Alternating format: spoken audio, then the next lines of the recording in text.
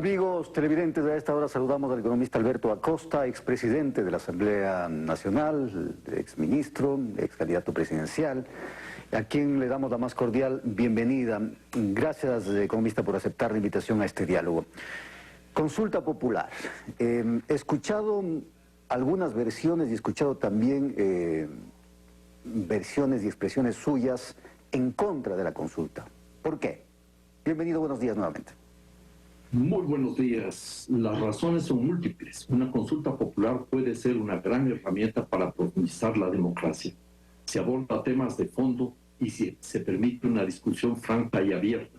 Pero esta consulta popular, podemos analizar cada una de las preguntas, no va a resolver los temas de fondo. El presidente de la República nos dijo textualmente que lo que se busca es solucionar problemas cruciales. Problemas cruciales como la inseguridad, problemas cruciales como la inestabilidad democrática, problemas cruciales en el orden ambiental. Lamentablemente, ninguna de las preguntas aborda las cuestiones de fondo y va a enfrentar estos problemas cruciales. Además, dos temas que yo quisiera resaltar. El primero, que la consulta popular no abre la puerta a un debate franco y abierto. El presidente de la República, su gobierno y muchas de las personas que están impulsando la consulta popular, en lugar de haber generado las condiciones para discutir los temas de la pregunta, de entrada señalaron que quienes cuestionan la consulta popular están del lado del narcotráfico, que son aliados del crimen organizado, que están ocultando la corrupción. Así no se avanza una discusión democrática. Y en ese sentido, además, y con esta sería la segunda cuestionamiento de este tipo, el hecho de que en la consulta popular se abre la puerta en las 7 de las 8 preguntas para que antes de que la Asamblea Nacional procese las enmiendas, si es que obtiene el voto positivo del pueblo ecuatoriano, se puedan tomar decisiones desde los ministerios, desde el Consejo Nacional Electoral, desde la misma Fiscalía, sin esperar que la Asamblea Nacional procese el resultado de la consulta. Ahora, creo que hay muchos elementos que me llevan a una conclusión. Esta consulta popular tiene más de tramposa que realmente de democrática. Ahora, los temas, alguien podría decir, son interesantes, es decir, propender a la seguridad, por un lado, por otro lado, buscar precisamente apuntalar la institucionalidad en el país. Y usted citaba también los temas ambientales. Pero, ¿dónde está el problema? ¿En el planteamiento de las preguntas? ¿En el contenido de las preguntas? ¿O dónde está el problema? En las preguntas mismas, además son difíciles de entender y vienen cargadas de anexos. Hay cientos de páginas de anexos que explican el real contenido de la consulta popular.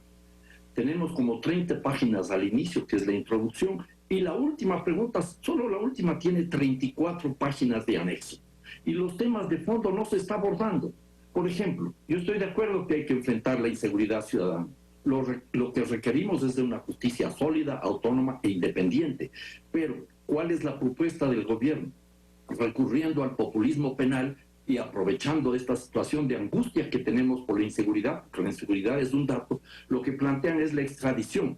¿Y cómo la plantean? Como que fuera la expulsión. Extradición no es expulsión. El Ecuador no va a decidir a quién va a capturar y a dónde va a expulsar, no.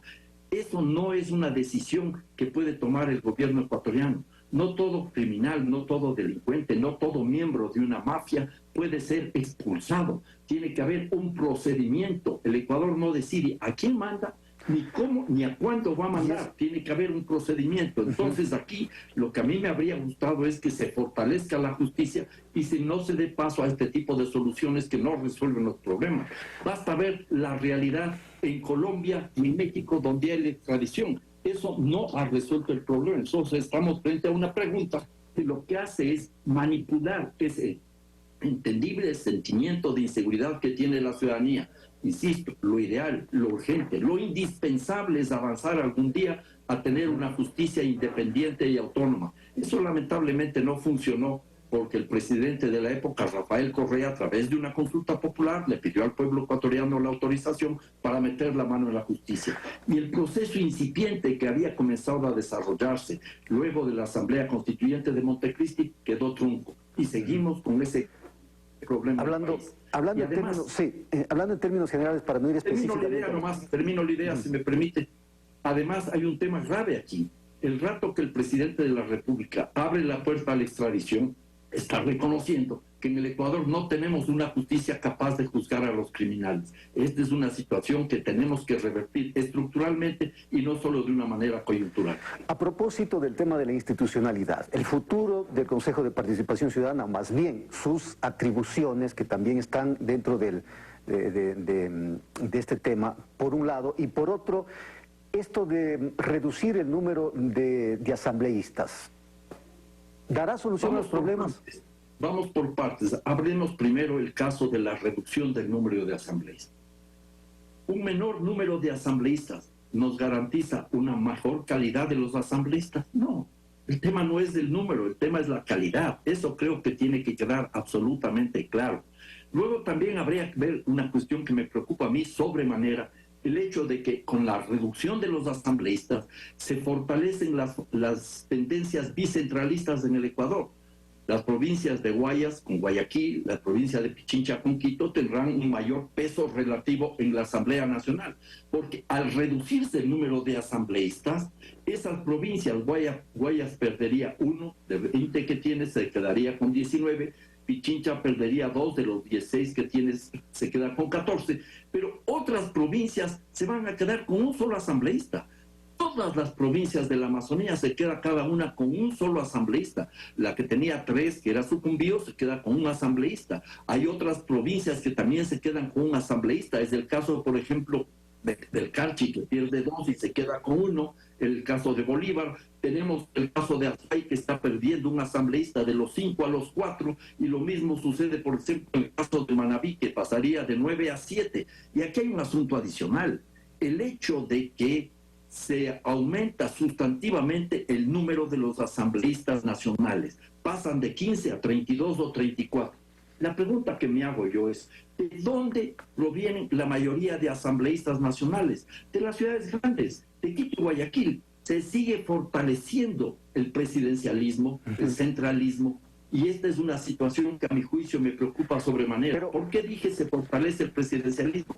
Porque estamos en una campaña para debilitar, desprestigiar a la Asamblea Nacional, que no ha hecho méritos, por supuesto, para que le aplaudamos. Eso es otro tema, pero eso va a fortalecer el presidencialismo. Y no se olviden un asunto, que supongamos que esa pregunta recibe el voto mayoritario de la población. Los actuales asambleístas no se van a su casa, se quedan hasta el año 2025. Claro, pero algo hay que hacer en el tema de las instituciones, economistas, lo que nos preguntamos. Habíamos tocado el tema de la Asamblea, del Consejo de Participación Ciudadana. Me habría gustado que se discute esto antes y podríamos plantear otras preguntas. Por ejemplo, que para ser candidato a la Asamblea Nacional o para cualquier otra dignidad, la persona que va a ser postulada haya militado al menos 3 años en una de las tiendas políticas, porque lo que necesitamos es fortalecer la calidad de las organizaciones políticas, partidos y movimientos políticos. Otra cuestión habría sido, por ejemplo, que las personas que llegaron con una tienda política a la alcaldía, por ejemplo, y se desafilian, no puedan ser reelectas inmediatamente. De la cantidad enorme de alcaldes que vamos a elegir el día 5 de febrero, hay 120 personas que se están reeligiendo, o más creo.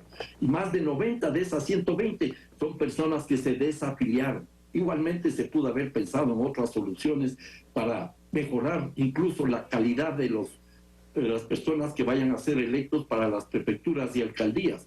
Luego de esos debates realmente pobres, vemos que lo ideal sería que tengamos en segunda vuelta la elección de alcaldes y de prefectos. Por ejemplo, hay muchas alternativas, hay muchas soluciones, pero creer que reducir el número de asambleístas y el número de movimientos políticos va a garantizar una mayor calidad, eso es una verdadera falacia. Habrá posibilidad de seguir hablando de estos temas. Gracias, economista, por acompañarnos. Alberto Acosta, expresidente de la Asamblea Constituyente.